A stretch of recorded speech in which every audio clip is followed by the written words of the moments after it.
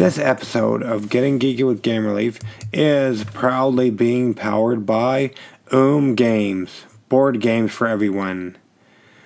OOMM Games will be launching or relaunching their latest game on Kickstarter coming up on the end of August or the first part of September. It's called No Escape. Can you escape Titan Station? No Escape is a fast-paced strategic maze-building tile game for 2 to 8 players. Use actions against each other. Play maze tiles to increase the maze for your opponents, and move using a creative dice system. A game takes approximately 30 minutes, has easy setup and easy takedown times, making it an ideal game for travel or family events. Be the first to find the escape pod. For everyone else, there is no escape. Keep your eyes on the Kickstarter or click the link in the show notes so you can follow along and be the first one to escape before your friends. Now on with the show. Kickstarter Corner is after the interview.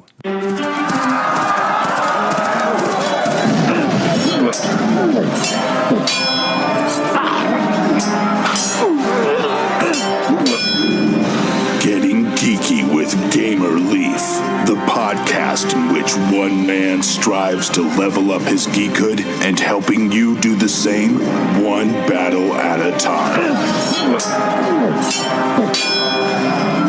Now, let's get geeky with Gamer Leaf.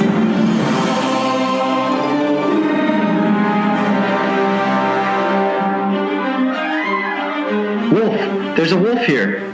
Just as the villagers cross the hill, a small rabbit hops from the brush, scaring the sheep but posing no threat. The villagers shake their head. Just another prank. Or was it?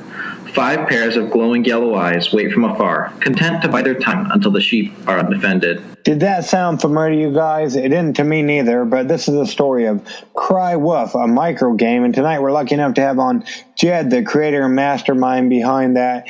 Is that correct, Jed? Is that how you fall in line with Cry Wolf, a micro game? That's me. I am the creator, and some might call mastermind of Cry Wolf. Yeah, well, thank you so much for joining us on Getting Geeky with Gamer Leaf. We really appreciate it, Jed. Oh, yeah. Thank you so much for having me. No problem. Before we get into Cry Wolf, a micro game, let's rewind a little bit if we could. We don't have to go back too terribly far, of course, unless you were born into board gaming. But how did you get started into playing tabletop board games and whatnot? Well, I remember getting in the kind of old classic games that playing Monopoly and other card games and things growing up. And then it was after kind of in my college years when I started discovering more modern board games. I really enjoyed titles like Forbidden Desert, Tokonoko, Munchkin. So just kind of some of the more casual games, but Ticket to Ride, those kind of games that are just really fun, really easy to learn and pick up. So that was kind of my goal, like when I started making games, was to make them easy to learn and easy to pick up. Awesome. And you talked about Forbidden Desert. We just recently had a get-together with our gaming group, and you talked about a new game from the same genre or whatnot. Yeah, so I had the chance to play Forbidden Sky. Somebody had brought it from Gen Con. It was pretty fun. Forbidden Desert still is my favorite. And then probably Forbidden Island after that. Forbidden Sky, it might grow on me the next time I played it, but it's a great game, but it's still third on my list as far as that series goes. Yeah, be honest with us. It's just me and you here, Jed. Yeah, it had some cool components and stuff, but it didn't have the same feel as the other 2 games, as far as desperation and time measure. Well, there you go. Well, they say that no one game is going to please everybody, if I've heard correctly. That's definitely true. Awesome. So besides Cry Wolf, a micro game, what would you say your current favorite game is? Because if I let you pick Cry Wolf, they might have me fed to the wolf. Right now, if I had to say what my favorite game is, I finally got to play Pandemic recently. I played it twice in the last month or so. I really enjoy that game, and I think people enjoy playing cooperative games with me more than competitive games because I get a little too little too cutthroat with the people I love when it comes to board games. Just cutthroat? You're not a rage quitter? No, but I tempt other people to be rage quitters frequently.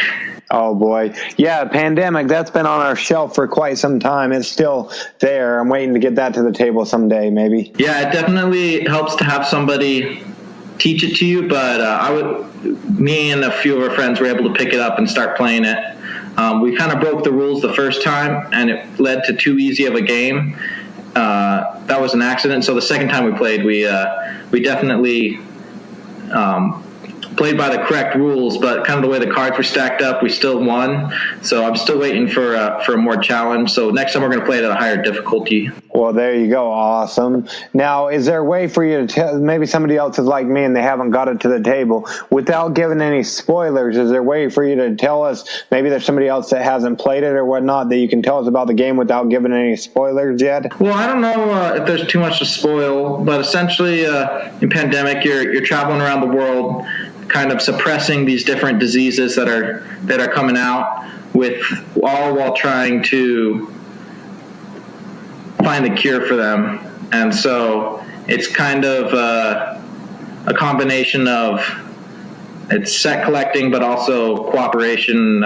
You really have to use your player abilities if you want to be successful in the game. Awesome. And does everybody get their own ability? Yeah, everybody has a unique ability. The medic is really powerful. They're able to remove a lot of cubes from the board, which helps a lot. But some of the other players, at certain points of the game, their skills become really important. Awesome. So what was your ability? Do you remember? I believe I was the contingency planner, which meant that I could hold on to extra playable cards that didn't count towards my hand limit. Awesome. Now, being a designer and all, if you could do one thing to change Pandemic, what do you think that would be, Jed? Well, that's a tough question. Well, Pandemic, like a lot of cooperative games that don't have hidden information, make it a little bit more likely that somebody like me that's familiar with the game or really likes to play it to just direct the other players. So I like cooperative games like Hanabi, where you're able to, where there's a little bit of secret information, even though everybody's working together, because that prevents one player from playing all the positions. So that would make Pandemic very difficult. I don't know how you'd implement that, but hidden information in cooperative games kind of adds to the value. Well, there you go. Awesome. Now, the real reason you're here, at least I think it's the real reason, is the word on the street is you have a new game on Kickstarter. What can you tell us about Cry Wolf, a micro game, Jed? So Cry Wolf, it was 5 years in the making. I kind of caught the board game creation itch 5 years ago, and I finished one kind of bigger card and dice game that I'm calling King's Dice, but after that, I played Love Letter, and I saw what could happen with a small number of components, a small number of cards, and I was kind of enamored with that idea, and I was trying to think of a theme, because that's how I usually start. I usually start with a theme and then make the game around it. And so the theme I was thinking of was like kind of fairy tales. I made like a little Humpty Dumpty game that didn't really work, but then I made the Cry Wolf game, and it was kind of fun because you were playing against it's just one-on-one, and so you're playing against the other player, you're trying to outmaneuver them, bluff them. But the first version I made involved a dice, and then I decided, well, if I want to put this into a smaller box, I got to get rid of the dice. So I figured out how to get rid of the dice, and instead used a hand management technique to achieve the same mechanism of kind of rewarding players that don't cry wolf too often, and so doing that, I was able to eliminate the dice and then just get down to cards and then the rules. And so, yeah, it's kind of a rock, paper, scissors type mechanic, simultaneously playing cards. As the wolf, you're trying to sneak past the boy, eat up all the five sheep, and as the boy, you're trying to catch the wolf in the act and take him out as they do that. Awesome. And now, per se, man, you were to sit down and play Cry Wolf, how would that look? How would that sound? This is a podcast after all, Jed. So how it would look is we both sit down, we'd shuffle our cards, we'd each draw 3, and then Whoever picks first puts their card face down, or if you pick at the same time, you just lay your cards down. And let's say for the first round, you play Natural Prey, which is the wolf card, and I play Cry Wolf. I'm crying wolf when you're not attacking me, so nothing happens for me, and then you get to draw a card. And so you'd be able to keep your hand up, and then I'd be down to 2 cards. And then the next round, if you played wolf attack and I wasn't defended with the Cry Wolf, then you would be taking out one of my sheep and you'd be able to draw 2 cards. So that would give you an initial edge at the beginning of the game because you'd have drawn a lot of cards and scored that point. But because the game's so small, it all kind of balances out in the end. Like the other day, we were playing and the wolf had 4 points and the boy only had 1 point when they were playing, and it ended up totally swinging the game, and the boy was able to cry wolf at the right moments and ended up winning the game and coming back from being behind. Now, and you said you've been working on it for 5 years or whatnot. Besides getting rid of the dice, was there ever anything else you had to scrap that wouldn't work during playtesting? The dice was the major part. Another part of the playtesting that's still kind of happening is I like the rules the way they are. It's just making sure that those rules are communicated really well in the rules sheet and on the cards.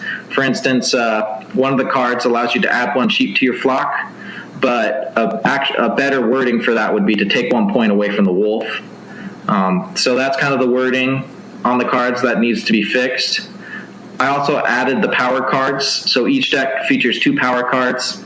The boy can kind of do a surprise cry wolf, and also add a sheep to his flock, and then the wolf deck now has a werewolf, which is an automatic hit, and has the Howl at the Moon that makes you deplete your opponent's cards. So adding those 2 power cards and then eliminating the dice and then just working on the wording, the rules, was kind of my big aspects of play testing.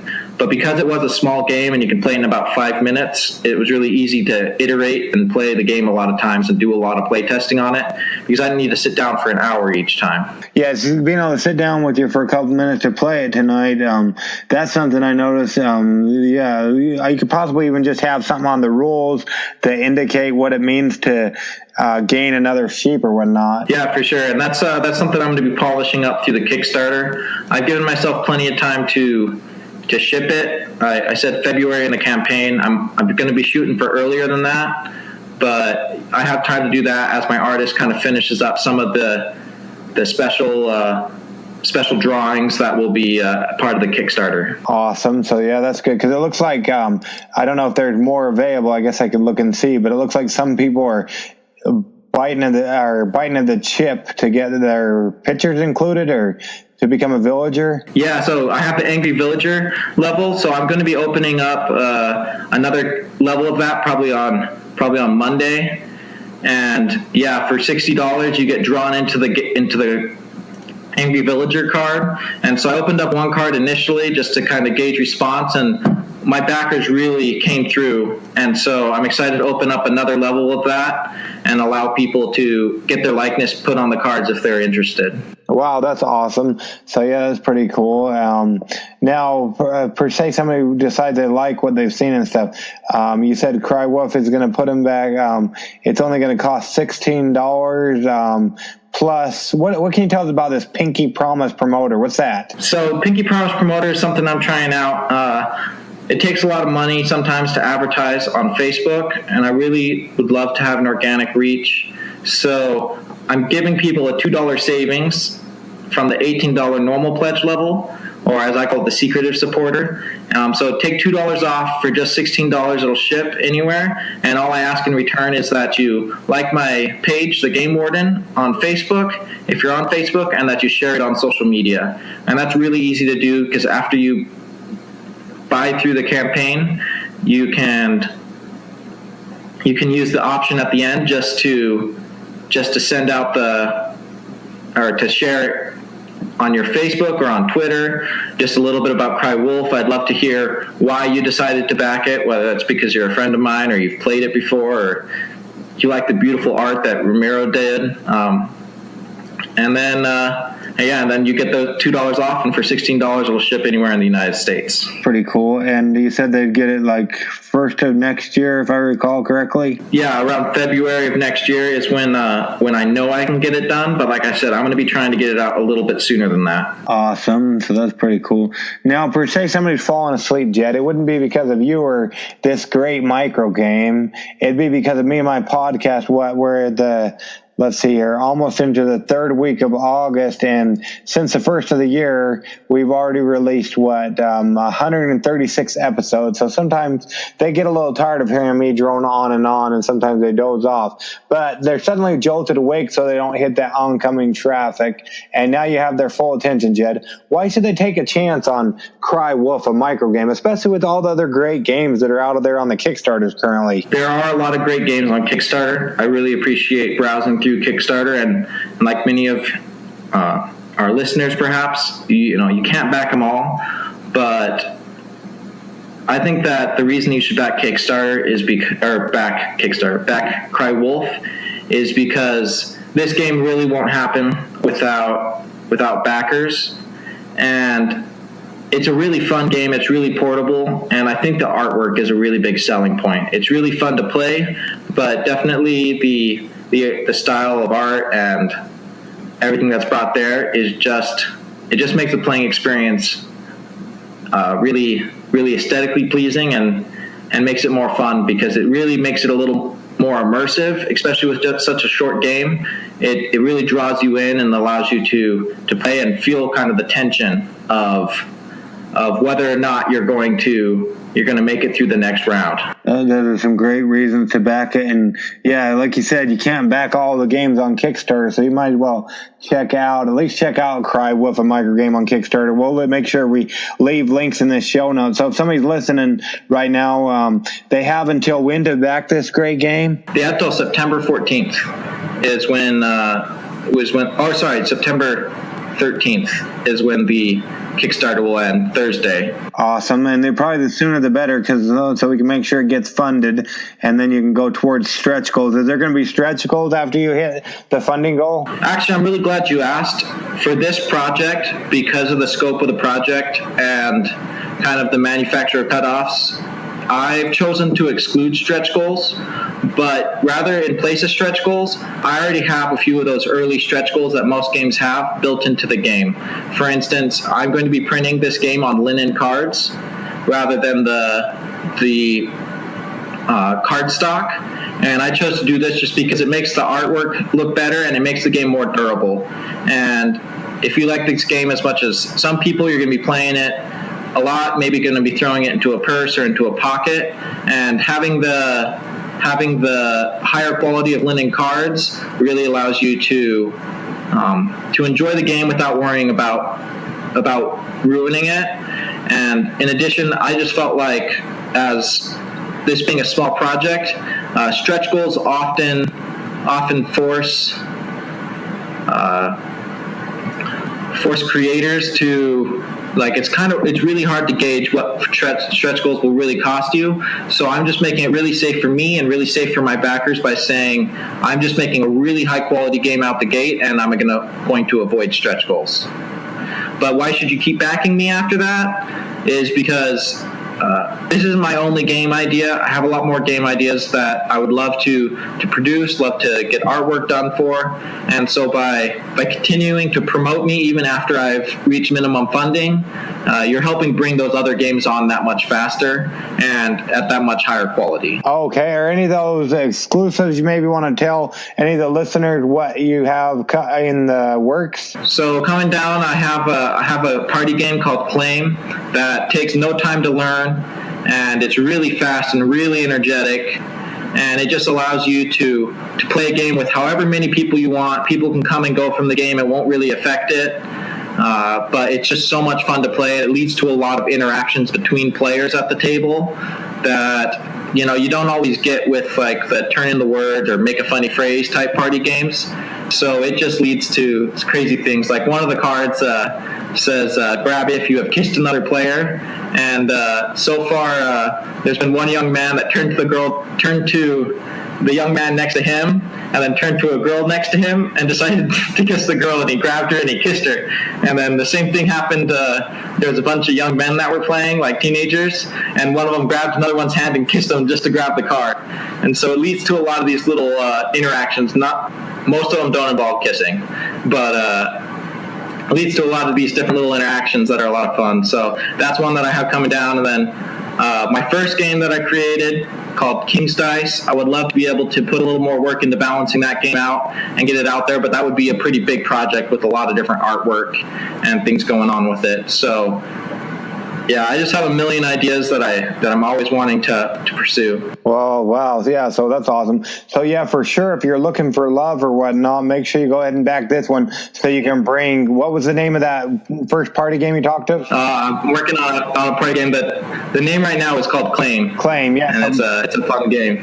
Yeah, so if you want to bring love and you don't have enough money or you don't know where to get a mistletoe, make sure you go ahead and back Cry Wolf so he can bring Claim to fruition. Plus, you'll get an awesome micro game that you can play first of next year or whatnot. So that's awesome. And we'll make sure we leave links in the show notes so they can at least come and check out the Kickstarter or whatnot and see what's going on there. Now, let's see. The next portion of our show, Jed, is called Adventures in Application Acquisition, where we talk about an app, be it for your cell phone, your computer, your tablet, or even a video game. And it doesn't even necessarily have to be related to tabletop board gaming or anything like that. It's just an app you use a lot of. Is there an app you use a lot of that we can talk about for a moment, Jed? So yeah, there's two of them that I think I could talk about. So the first one is Sketchbook by Autodesk. And this game was really good for trying out different art styles. Like I'd get something set by my artist. I could make notes right within the app, maybe even do some paint overs real quick, and then send it back to him and show it to him. Also, actually, my one of my images in Kickstarter, the component image with all the different cards, I use that app to add the text in that image. And it's just an easy way to kind of crop, add a little bit of text, do paintings. Some people do full paintings on it, but it's not the best for that, but it's really good for doing that. And then I listen to all my podcasts on an app called Castbox, and so I really enjoy that app as well.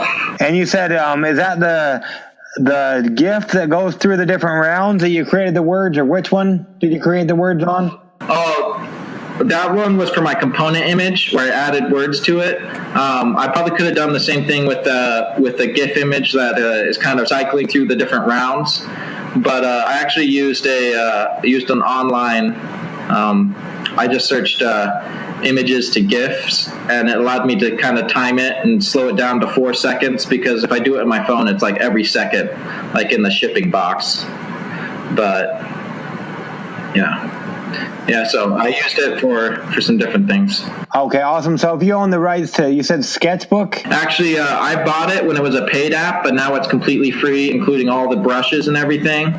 So yeah, Sketchbook by Autodesk really helps as kind of a creator with communicating with your artist, perhaps, or for making little minor changes to your different posters and things like that you put into Kickstarter. Awesome. So if you own the rights to the app, what would be one thing you would do to fix it or make it better, or would you just ask for a refund? If I were to make it better, I would probably just make the undo functions a little easier and try and just keep working on optimizing the space within the app, because it is the best thing I've found for working with pictures on phones, but because the phone screens aren't that big, it still is a little bit challenging sometimes to understand what setting you're on and things like that, or to undo things that you've done. Oh, okay. Awesome. So, yeah. And we'd like to try to make a green podcast around here. So if anybody from Sketchbooks is ever listening, you heard it here first on Getting Geeky with Game Relief, what Jed, the creator of Cry Wolf, a microgame, would do to make that better.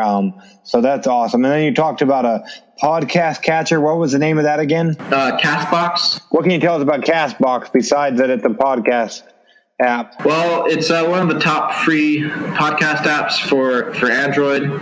It's really easy to use. I use it a lot. The only thing that I would probably change about it is because I listen to a lot of D&D podcasts, it goes from the earliest podcast to the latest, and it would be nice if instead it went from, if I could make it play, but usually the podcast plays earliest and then goes down, the most recent and then goes down.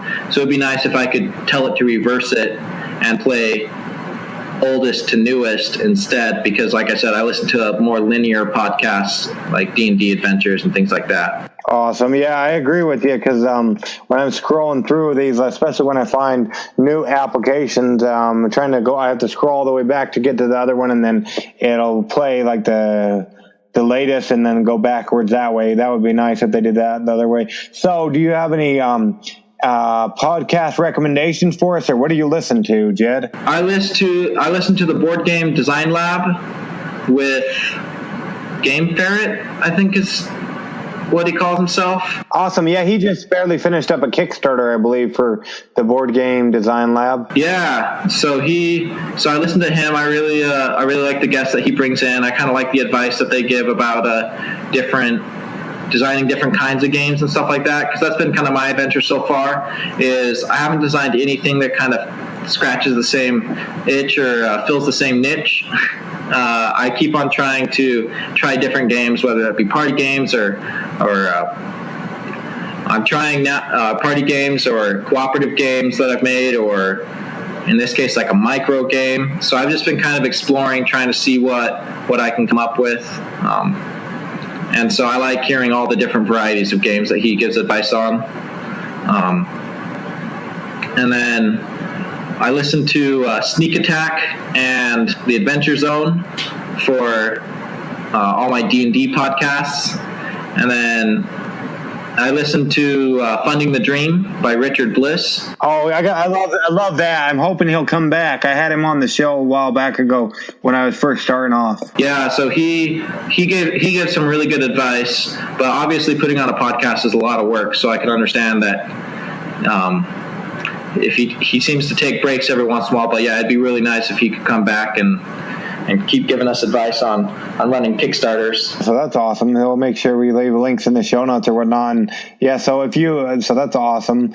Maybe if we're lucky, I don't know. I guess it depends. You'll have to see how you sounded or whatnot. Hopefully we'll be added to that podcast app catcher for the future, but who knows? But anyways, we don't want to keep you all night. Mina's coming there to Arizona to stalk you. How would people go about keeping up with what you have going on, both with Cry Wolf and any other games that you might have in the pipeline, Jed? Yeah, so people can sign up for my newsletter on gamewarden.us. I send out pretty infrequent emails to those that sign up there about what I'm doing on Kickstarter. And also, if you really want the up-to-date news, it's mostly just my Facebook group, which is called Game Warden. But if you want to look it up, it's facebook.com/by-Game-Warden, so BY, and then GAME, Game Warden. And so you can check it out there. If you'd like to email me, you can reach me at jedaward@gmail. I'd love to hear gmail.com. I'd love to hear any comments you have. I'd love to collaborate on a project with somebody in Arizona, somebody that I'd be able to meet with and collaborate a project, maybe put something out on Kickstarter. So, yeah, those are the ways to reach me. And we'll probably leave some of those links in the notes as well. But especially right now, if you're listening before September 13th, go ahead and head on over to my Kickstarter, and you can become one of my Pinky Promise promoters, or depending on availability, you might even be able to be drawn into the game as an Angry Villager. Awesome. Yeah, so like I said, we'll make sure we leave links in the show notes. Awesome. So that's great. Yeah, so we don't want to keep you all night, but we really appreciate you coming on Getting Geeky with Game Relief to talk all about Cry Wolf, a micro game, with us tonight, Jed. Yeah, thank you so much for having me. I really appreciate it. No problem. You have a good one, Jed. We appreciate it, too. You too. Bye. What is this place? What is it doing here in the Leaves computer? Oh, it's Kickstarter Corner with the Leaves. So, Kickstarter Corner, is that why you're still here? Yes, for sure it is. First off, we've got Necrotopia, Handbook to the Apocalypse. This one just released an update, 7 days to go on the Kickstarter. Please share Necrotopia RPG. This is update number 8, so by the time you're hearing this, well, it depends on if you're listening before on the website, which you can have access to if you jump over to our website, gamerleaf at gamerleafgo.com. Otherwise, you have to wait till Monday morning. I apologize, but that's a good way to check out the website because that's where the podcast goes first usually. But anyways, jumping back to Necrotopia, Handbook of the Apocalypse. 7 days to go on Kickstarter. Please share Necrotopia RPG. We've got 7 days to go on the Kickstarter for Necrotopia RPG. Please help us meet our goal and share with us in this imaginative and fun game. Check out all the stretch goals we have added, including art poster, t-shirt, and handmade stained glass pendants. Please think about upgrading your reward and you will still receive a physical copy of the RPG book. This game has been a lot of fun to make for us and even more fun to play. Please share this post wherever you can and tell your friends all about Necrotopia RPG. We'll make sure we leave a link in the show notes, so definitely check that out. Next, and yeah, like I said, 7 days to go. It ends on next Sunday, the 26th of August, so this Sunday coming up.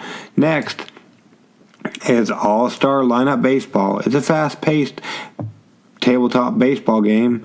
All-Star Lineup Baseball is a fast-paced head-to-head or solo baseball action on your tabletop. They've got until Friday the 31st of August, so definitely check out this game by Craig. Next, you like role-playing games, you'll definitely want to check out Dark Naga, OSR Haunting of Hastur modules. All 5 parts of the Haunting of Hastur series in print for the OSR. Definitely go back and listen to our interview we had with Kevin.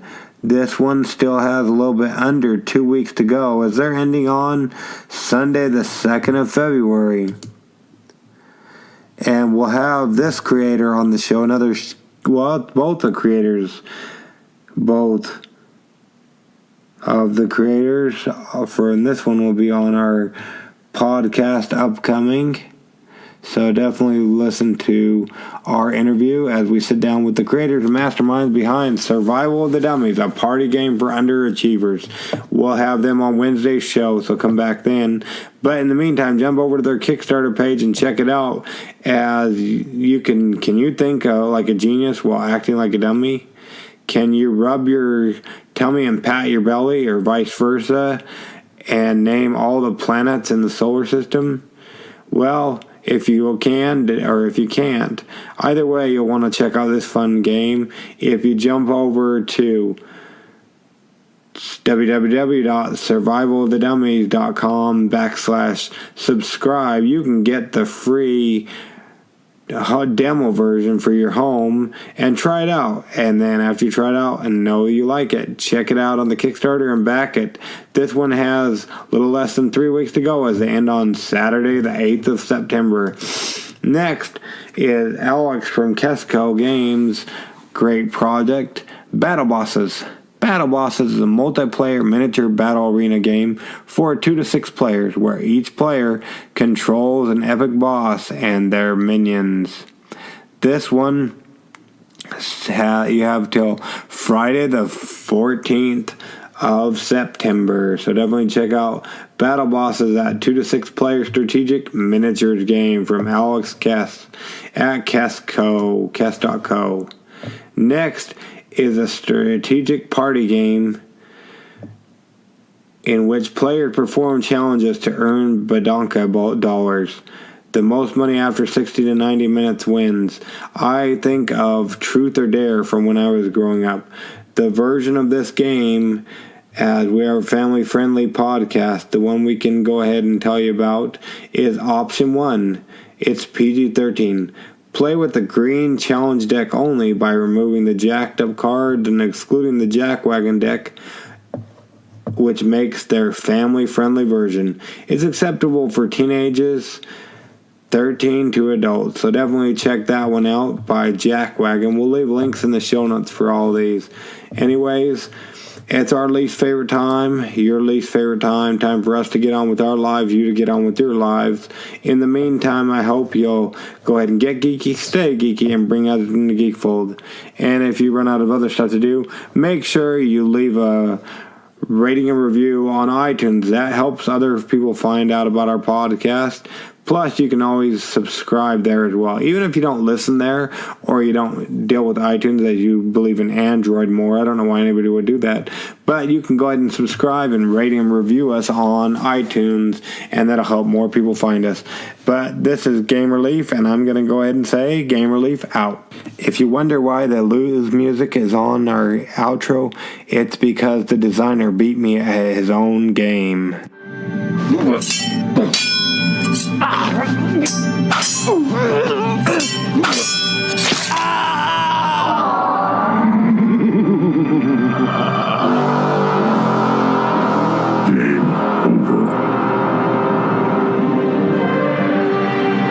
Tune in next week to see if Gamer Leaf and Dreams are respawned.